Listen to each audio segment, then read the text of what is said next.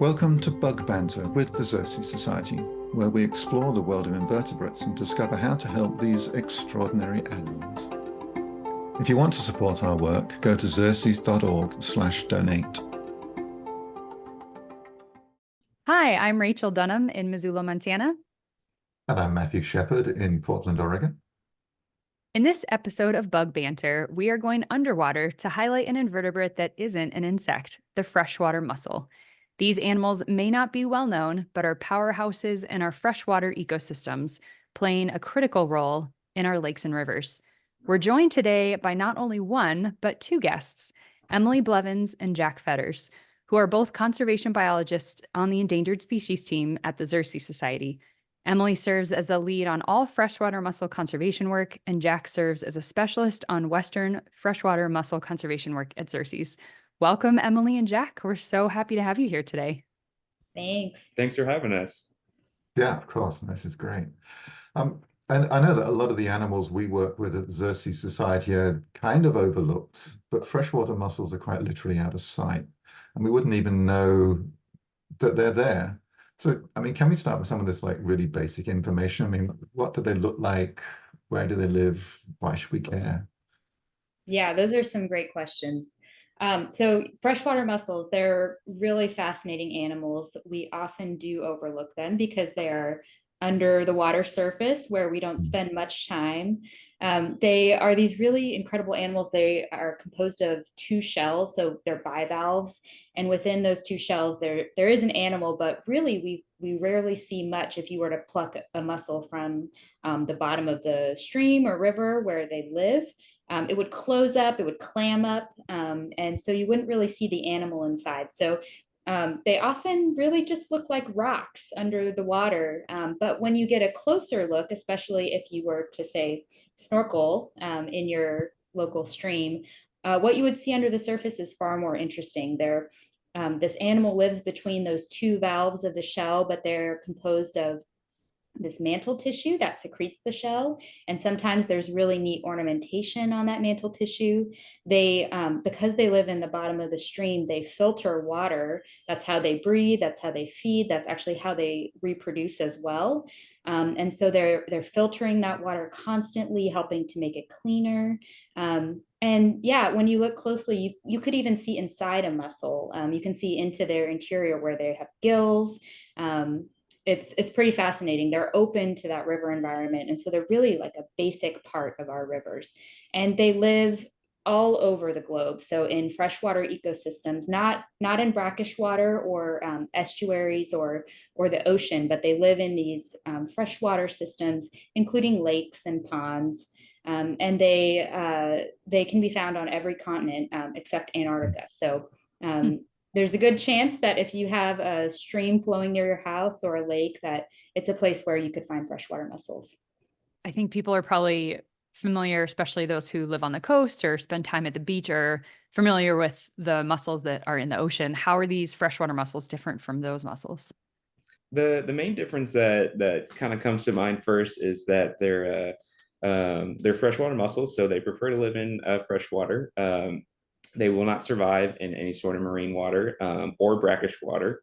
They also, what's really interesting about freshwater mussels is they require a host fish to complete their life cycle, unlike marine bivalves where they do not require a host fish. And also, you'll see a lot of the marine bivalves growing on rocks and stuff, and they use these byssal threads to hold on to that. Freshwater mussels don't do that. They have a fleshy foot that comes out of their shell and anchors them into the bottom of a river or stream. Do they have pearls inside of them? Yeah, so freshwater mussels do have the ability to grow pearls. There was actually a really big pearling industry with freshwater mussels back in the late 1800s. And it kind of tapered out into the early 1900s. And the way that people would harvest them is they would essentially catch the mussels, open them up, and take the pearls right out, which unfortunately is lethal for the mussels. So it's kind of a really big problem as far as potential declines for them due to the harvesting of them and immediately killing them to harvest the pearls. But it's really cool how they actually grow the pearls inside their shells. If a type of sand or gravel gets inside the shell, the mussels have a fleshy tissue that covers the inside of their shell called the nacre. And when this piece of gravel gets inside there, the mussel uses its ability to their mantle to create their shell. And they're constantly putting calcium carbonate all over their shell. And this kind of creates a protective layer around the gravel or sand that's in there. And eventually it creates a smooth surface around it. And you get a pearl from the constant um, creation of shell that they're always trying to make. Yeah, no, I was just going to say that I remember reading years ago about the kind of the pearl rush, because there was a huge pink pearl that was worth, I don't know, tens of thousands of dollars, like a century or more back. And I think it was New Jersey. And they just like, everybody was, it was a bit like an early gold rush, but for pearls. And they were just stripping everything out of the creeks around there in hope of finding another one. So, Yeah, and Jack was describing the industry here in North America, but of course you can still buy freshwater pearls today, and those are from another species of freshwater mussel that's actually found in China. So although we don't harvest the ones here in North America for pearls anymore, you still can get freshwater pearls. Yeah. That's great. Like, the other thing I remember about mussels is they have just such great names, like monkey face, sheep nose, cat's paw, elk's toad, spectacle case, floater. I mean, how many species are there in the US? Or I mean, does the kind of diversity differ across the country in different regions? Yeah, the names are really fun to learn about with freshwater mussels. Like some other ones are the fluted kidney shell or Cumberland moccasin shell. They really kind of vary and are all over the place. But the diversity in North America for freshwater mussels is really high. We actually have about 1/3 of the total species of mussels globally here in North America. And most of that species diversity is east of the Rocky Mountains, specifically in the southeast is where there's a really high biodiversity hotspot for freshwater mussels. Sometimes I've actually done a lot of work in the southeast with freshwater mussels, and I've had the pleasure of working with multiple species, and it's really a spectacle to see. Sometimes up to 30 species of mussels in one spot in the river. And then here in the Western United States, we have three genre of mussels. We have the Western pearl shell which is a genus Margatifera. We have the Western ridge mussel, which is in the genus Gonidia. And then we also have a group of multiple species that are kind of grouped together, Anodonta, which are our floater mussels. So it seems like the southeast is the real hotspot, and we just don't have that kind of diversity over here on the west. Right, right. Yeah, that's correct. But what we lack in diversity in the Western US, we make up for in being in some of the most incredible places and wide distributions for our species. So some of our mussels can be found from central British Columbia all the way down into California. So wide distribution compared to some of the species in the Eastern US. That's so interesting. So Emily, when you first started describing freshwater mussels, you talked about how they filter water, which is one of the things that just makes them so important for cleaning our water systems. But are they also a food source? And were they a food source as considered a first food? Yeah, so freshwater mussels, most people, one of their first questions that they ask is if you can eat them. And yes, so freshwater mussels, like other types of bivalves, oysters and marine mussels, they've been an important food source for people, for time immemorial. And so we have these incredible records of shell middens in various places where we can see that evidence of past use by people. They're, mussels, what's wonderful about them is they're in these rivers and streams, and they form what we call mussel beds. And so this could be a large aggregation of mussels in healthy rivers. You could have tens of thousands of animals all growing in the same spot. And so they're really easy to go to one place, collect a lot of them, and be able to feed your family. So they were really important historically and for food purposes, also for other cultural purposes like for trade or jewelry or adornment. And unfortunately, because many of our waterways are much more polluted than they used to be, mussels are not a good source of food anymore for people because they are filtering our river. So they're doing this incredible resource of getting a lot of those pollutants out of our rivers, but in the process, it makes them less safe to eat.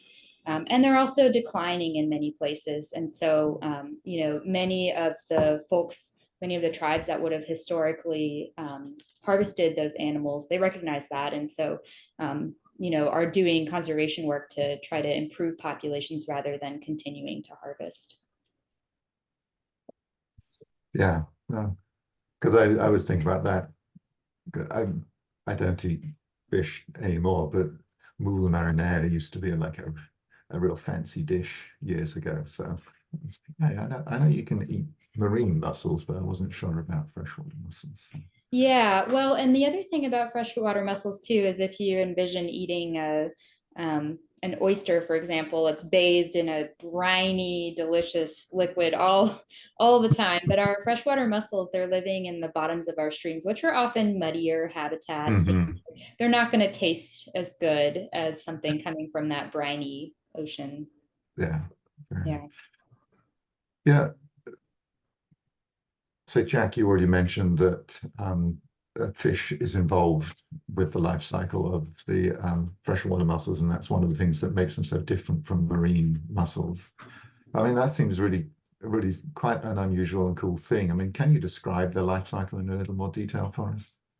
Yeah, absolutely. Like I said, freshwater mussels depend on a host fish to complete their life cycle. And if you can kind of imagine, like Emily mentioned, these big aggregations of beds, burrowed in the river bottom, and there's males and females there.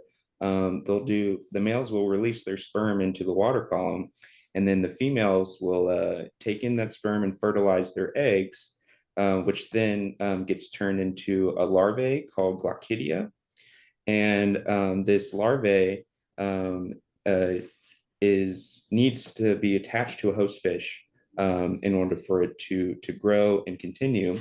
And in order for them to attract a host fish and get it attached, they've come up with these really like unique evolutionary ways to attract them. And there's three different ways generally, and one is broadcasting, the other is conglutinates, and the other is lures. And the lures are these really intricate ways of extension of their mantle, and it's this fleshy material that almost mimics a fish sometimes, like a small fish. And when the host fish sees this, they think, oh, a free meal or a yummy meal, and they come up and they'll take a bite.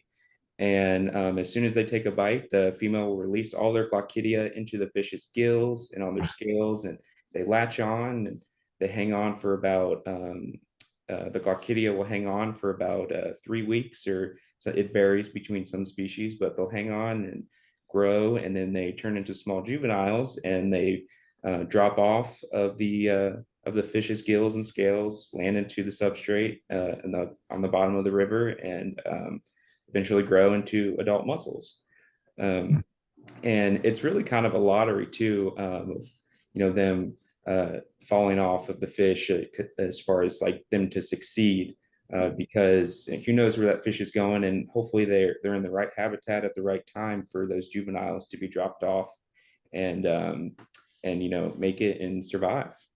Yeah, and one of the interesting things about the life cycle is that many of our mussel species require very specific host fish. So not just any fish will work. And also the mussel doesn't get to choose what fish is there. So it really is a lottery of being able to have the Glochidia actually attach to the right fish and then, yeah, metamorphose and drop off in the right place. And another really interesting thing about this adaptation is that, this is how mussels move around. These are very immobile animals. They spend almost their entire life in the bottom of the river and in that one spot where they landed. And so for there to be connectivity between populations, for healthy populations, they need to have healthy genetic diversity. And to achieve that, mussels need to move around and meet each other and interact with each other. And so fish are critical to that. Mussels can't swim, but fish can. So those fish can transport Glochidia and drop off juveniles in new habitats. So it's really fundamental. And another really interesting thing, I think, with mussels is as part of their life cycle, filtering is how they're able to fertilize their eggs. And so they actually have what are called marsupial gills. So they hold their eggs inside of their gills, and that's where that happens. So they're just really wildly different from other kinds of animals in the way that they reproduce. It's fascinating. Mm-hmm. Wow, that's amazing. I love these stories where different animals depend on each other. It just shows like the web of life and how everything is so interconnected. So thank you for describing that for us. Yeah, absolutely. And I'll just throw in one other interesting thing too, is that this is a parasitic relationship. So that Glochidium is actually getting its first bite of food comes from the fish, but fish really are not negatively impacted by mussels. It's a very minimal, it's almost like getting a scratch. In some cases, their immune systems are boosted by having this temporary parasite. And then the benefits that mussels provide to those fish as these big mussel beds that produce food and clean water, totally outweighs this very minimal irritant that lasts for just a couple of weeks. Yeah, no, I was wondering whether the fish was harmed when you said they latch onto the gills and this kind of thing. That doesn't seem so nice, but it seems like it's okay. Yeah. So, I mean, I know that you do a lot of work, and a bit like the animals themselves, the work you do on freshwater mussels is pretty low profile, really important, but most people probably don't know about it. So can you tell us more about the work that you do? Because you kind of form our complete freshwater mussel team, really, don't you, between the two of you? Yeah, well, I guess I'll throw out the first pun because no one's made a mussel joke yet, but I would say our work is pretty streamlined. Okay. So freshwater mussels are, unfortunately, they are among the most imperiled wildlife on the planet. We can talk a little bit more about that, but it's the work that Xerces does for freshwater mussels is really critical because they are such an easily ignored group of species, and yet they do provide so many important benefits to our aquatic ecosystems, improving water quality, helping to promote healthy fish populations. In some places, the drinking water that we get actually gets filtered through a freshwater mussel before it comes to you. And so they're really very important, but more than 70% of the species just in North America are imperiled to some degree. And so Xerces has done a lot of work to raise the profile about freshwater mussels and to work with individuals and organizations, government, whomever we can to really elevate their profile and also to make substantial changes to the way that we manage their populations or protect them. So in the Western US, this is where we've done most of our work to date, because we do have these, a very small piece of the diversity pie out there. But these mussels are really important. They were once far more widespread in the Western US than they are now. Mussels have been eliminated from Southern California, from probably most of the state of Arizona and parts of northern Mexico. So part of what we've done has been to assess the status of populations, first by looking at their distribution across the Western US to see how it's changed over time. That work helped us to understand that several species are doing quite poorly, although they used to be found in many more water bodies than they are today. People really hadn't realized that they've been going missing. It's kind of a silent disappearance. And so as part of our work, we've petitioned for the listing of the Western Ridge mussel. This is the species Gonidia that Jack mentioned before. And that's a species that's declined from, nearly half of its range. So our work has been to help people find those populations so that they can be better managed. Jack and I conduct surveys in the rivers to actually help improve our knowledge of not just the distribution of those species, but how many animals are still out there in the different water bodies that we survey. And then we use that information to really engage with the public and with the people who manage land or water to help ensure that those mussels will continue to be there in the future. Yeah, I've been lucky enough to go out in the field with you, Emily, and see how you survey these mussels. And this is a big part of, as you said, the work you've done, even understanding what the populations are at this point. And it was just really interesting because I just never thought about it, right? Like, how do you count freshwater mussels underwater? And maybe now that I say it out loud, I'm like, and maybe it's pretty obvious, but could you describe to our audience what are the different ways that you count freshwater mussels? Yeah, no, it's an interesting observation. Yes, it sure seems easy that if mussels are in a bed in the bottom of the river, you just go over and count them. But oh, if only it was that easy. If you can imagine trying to hold your position in a flowing river that may be a little deep in places, you've got fish swimming by, you're just trying to keep track. Sometimes, in a healthy bed with tens of thousands of animals, that can be really tricky to count every single one. So one of the projects we worked on has been with a number of other biologists and partners to develop a protocol for surveys.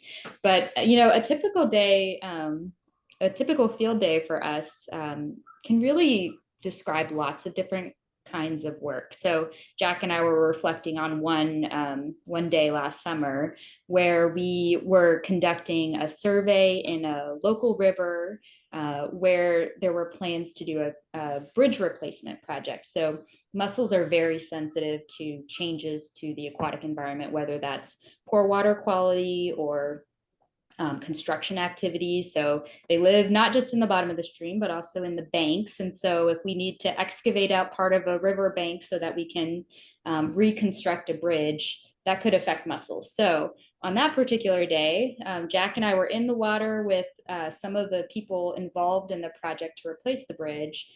We were actually showing them how to look for mussels. It's like an Easter egg hunt. We were trying to find every single one we could, collect them, put them in a bag, and just move them upstream out of the area of impact. And so that's a lot of the work that we do, is try to help people protect an individual mussel that could otherwise be harmed. But after we did that, we talked with them a lot about the population in the river near the bridge site. We relocated those mussels upstream. We talked about monitoring them. And then after that, we continued surveying the area. So we put on things like dry suits and snorkel masks in our rivers out here in the West. They can be quite cold, even in the summer. 60-degree water when you're laying flat counting mussels for 2 hours can get a little chilly. Jack's had the benefit to work in some warmer areas back east. Mm-hmm. But yeah, dry suit, snorkel mask, face down, trying to count mussels. That's actually a lot of what we do. Yeah. I'm a big snorkeler, not so much in the rivers in the Pacific Northwest, but I just remember being amazed of like, oh yeah, that totally makes sense that you would go out in snorkel gear and count these freshwater mussels, but the water isn't super bright either or super clear. So you have these bright lights, and yeah, I just think the work that you do is, it's a lot harder than you would think. So we appreciate the work that you're doing and going out there in those cold rivers, counting those mussels. Yeah, and I will say too, it's amazing when you are face down in these rivers. You see incredible fish populations. You're seeing things from an entirely different perspective. We see many of the really neat aquatic insects while we're out there, caddisflies in their different cases. We see things like dragonfly nymphs. We come across fish that are very curious about what we're doing. Mm-hmm. Yeah. Yeah, and it can be kind of difficult, as Emily's been saying, to try and find them. And when we're looking for them just with a snorkel, we can be unfortunately a little visually biased. And like we've been talking about, these mussels are hanging out at the bottom, and they fall off their host fish, and they can be really small. And like when they're in their larval stage, they're microscopic. And when they develop into juveniles, they fall off. They're only a couple millimeters long. And so it can be really challenging to find those. So sometimes we'll also do we'll excavate for them. So we have these quarter-meter squared quadrats that we'll lay out in the stream and dig up the gravel with our hands and sieve through it, like you're sieving through gold, kind of, and or sieving for gold, and try and find the smaller ones, because those can be really important to find when you're trying to figure out how healthy the population is. Because if we're looking and snorkeling just visually, we're only finding the larger adults that have probably been there for a while, and if they're not reproducing and there's not smaller populations, then that could that's some signs of there's something wrong going on.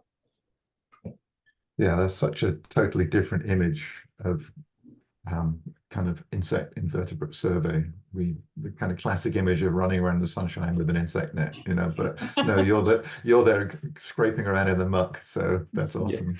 Yeah. I know, Emily, you mentioned that day when you were surveying for and moving mussels related to bridge work, and you're obviously working with someone else on those on that day. I mean, we have many collaborators in this work as well. I mean, obviously the work that the two of you do is astonishingly impactful, but it is partly thanks to some of the other groups around and other organizations. Yeah, absolutely. This is the thing about working with species, particularly in freshwater, is that it's a resource that's shared by everyone. And so no single individual or single group is going to have the impact that we need to have to improve conditions. We have to work together. Everyone needs to contribute to that. And so most of our work has been collaborative. We don't own land, we don't own rivers at Xerces. And so we partner with organizations and private landowners and individuals who help us access these places, help us to learn about projects that could impact mussels, work with them directly. So that could include people like biologists at at some of the agencies like the state fish and wildlife agencies or the Fish and Wildlife Service. That also includes some of the agencies that own substantial portions of public land out here in the Western US. So millions of acres in Oregon, for example, are managed by the Bureau of Land Management, and we have partnered with them to conduct mussel surveys across those areas. And then there are organizations like watershed councils, which are a really neat type of organization in Oregon in particular, where each of our watersheds has a group of people dedicated to caring about it and doing work to improve conditions, whether that's planting plants or helping to stabilize erosion or reduce runoff. And so we've collaborated a lot with the folks who are doing that important habitat restoration work to make sure that freshwater mussels get included when we're thinking about improving habitat. Yeah. And obviously with all of that, a lot of people are caring and stepping up and doing good things to help the mussels. I mean, overall, how are they doing? I mean, should we be concerned about our freshwater mussel populations? Yeah, the short answer is yes. They're the most imperiled group of animals in the world right now. They're 30 species have gone extinct within the past 200 years. And yeah, just in North America. Just in North America, yeah. And in North America as well, there's been just in the past year, 8 species have been considered to have gone extinct as well. And over 20 species in the past decade have been added to the endangered species list as either threatened or endangered. Wow, that's sobering. Yeah. Yeah, freshwater mussels and also freshwater snails. I know we're not talking about them today, but they're also among the most imperiled wildlife. So I'll Mhm. put in a plug for those guys too. You know, these mollusks with gills in our freshwater have really been suffering. Mhm. Yeah, and do we know why? I mean, I've heard of some mussel kills in the rivers here in Pacific Northwest. I mean, I don't know. Is it pollution? Is it toxins? Is it disease? There just seems to be so many possibilities. Yeah, no, that's a great question. There are various reasons for sort of larger scale declines. So Jack mentioned the pearl industry, which resulted in the harvest of, millions of mussels. There's Hmm. also a really active button industry in the eastern US where they harvested mussels and would actually punch those pearlescent buttons out of an animal shell. So Hmm. so there have been declines from harvest. There has been introduction of invasive species like the zebra quagga mussels that people hear about. Those are non-native bivalves that actually are quite different from native freshwater mussels. Those species don't require a host fish, so they're actually able to reproduce quite rapidly and in incredibly large numbers. Those have impacted our native species as competition or directly harming them. There's also um, poor water quality that's impacted mussels and also habitat destruction because we use our rivers for many different purposes, but a large one has, historically was for development of power sources or transportation. And so those have had really long-term impacts because they've changed the environment so much for those species. But we're also facing other more emerging issues. So climate change can have really negative impacts on freshwater mussels. Warming water is not great for these species. They're adapted to certain water temperatures. Their host fish are also being impacted by climate change and by habitat destruction and many of these factors, and they go hand in hand. Yeah. But also, yeah, we've observed some really large scale we call mass mortality events of freshwater mussels in some of our rivers. And that's been an important area of collaborative research at Xerces the last few years. We've firsthand observed mussel beds where half of a otherwise apparently healthy mussel bed dies over the course of just, a month. And we don't know the cause for that. And so we've conducted quite a bit of sampling at those sites and collaborated with researchers at the Fish and Wildlife Service and the University of Wisconsin-Madison to study the potential viruses or bacteria that could be causing disease in mussels. But there's so much more work that needs to be done. Our mussels really are being impacted by everything that's happening to our water.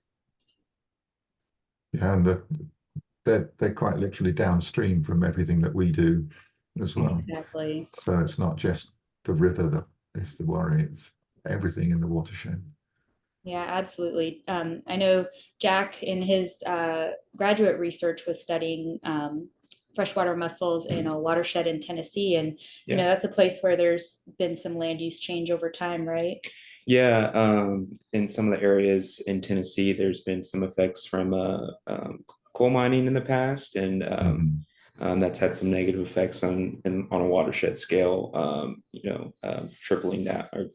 Trickling down into into the rivers, and which the cause is acid mine drainage, and you have these high metal materials, going into the water and causing some serious water quality issues, which, of course affects the mussels because they're filtering all that water out all the time. And yeah.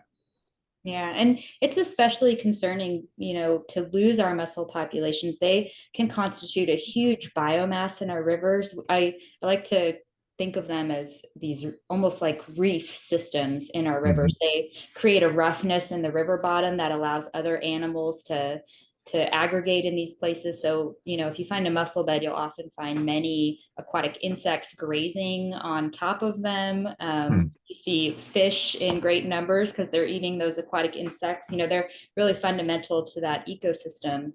And when we lose these animals, especially in large numbers, the rivers are really, less well equipped to face other challenges, I guess, without that filtering to improve water quality, without that nutrient cycling that mussels provide, or the habitat stability, the rest of the species that are reliant on our rivers are really going to suffer.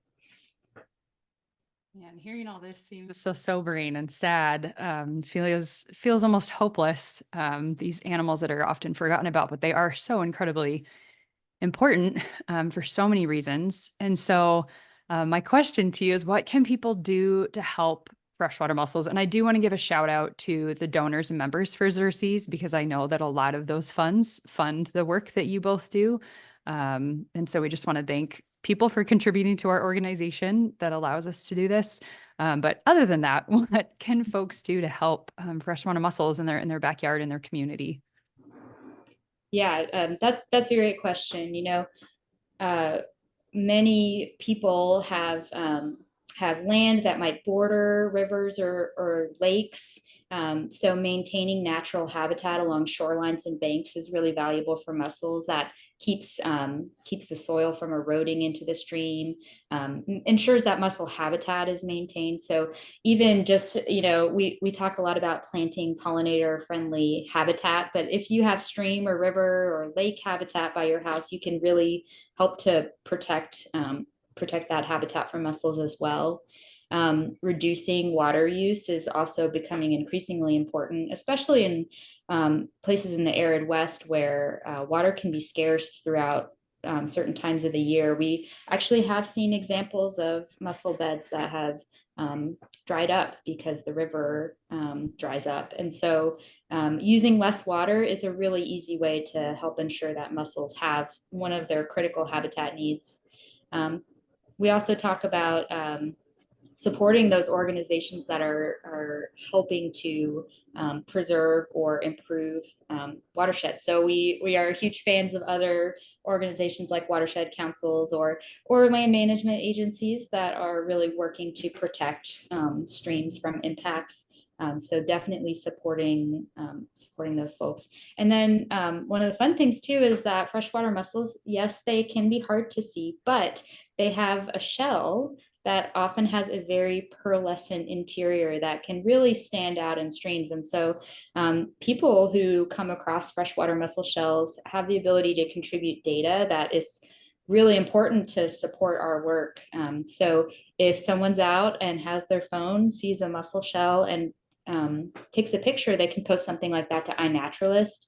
And the data that people share through those public resources, we use that information to help support our own work. So yeah, so if you got a phone and you're out in the stream and you see something, please share. Yeah, that's great. I love it when there are such simple things people can do. Yeah. Well, we're going to end here on my favorite question. And there's two of you, so we get two stories this time. It's extra special. But what motivated or inspired both of you to study freshwater mussels? Yeah, I guess I could go first. For me, I actually started working with non-game fish in the past and did that for a few years and got roped into working on some projects with freshwater mussels. And I was honestly kind of dragging my feet at first with it. But then once I got underwater and saw some of these amazing lures and the ways that their life history works and everything, I just kind of fell in love with them and been working with them ever since. And they're just, yeah, like they're just such cool animals and so fun to learn about and explore. And there's so much unknown with them as well. So being a part of the front lines of, trying to answer those questions is just really exciting. Yeah, I'll jump in too. I always knew that I wanted to work with animals. So I was always interested in being a wildlife biologist. I thought that was so cool. And my very first research project in college was actually to study the parasites of freshwater mussels and snails in a local stream. So my very first undergraduate research was actually dissecting mussels to see what was inside. And I remember actually seeing Glochidia for the first time and thinking that is crazy. This mussel is full of tiny baby mussels that have these hooks on their larvae, and that's going to attach to a fish. What a wild life cycle. So yeah, they're just so fascinating. You know, they're so easy to overlook, but as soon as you learn even just the littlest thing about mussels, it's hard not to be, you know, interested to learn more. And as Jack said, there's so much we don't know about them. And so it's really exciting to get to work in research and conservation on a group of species like this. I can't help wondering, when you were at undergrad in the first site, did you ever imagine you might actually end up working with mussels? Oh gosh. Yeah, no, I mean,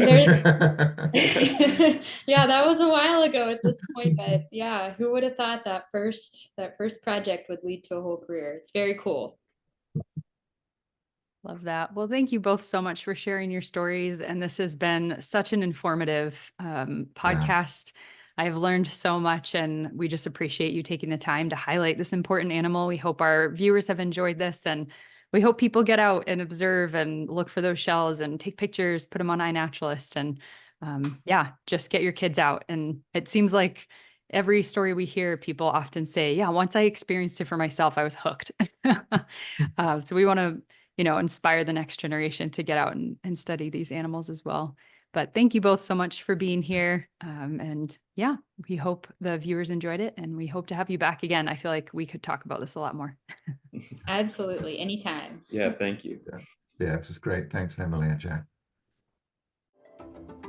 Bug Banter is brought to you by the Xerces Society, a donor-based nonprofit that is working to protect insects and other invertebrates, the life that sustains us. If you are already a donor, thank you so much. If you want to support our work, go to xerces.org/donate. For information about this podcast and for show notes, go to xerces.org/bugbanter.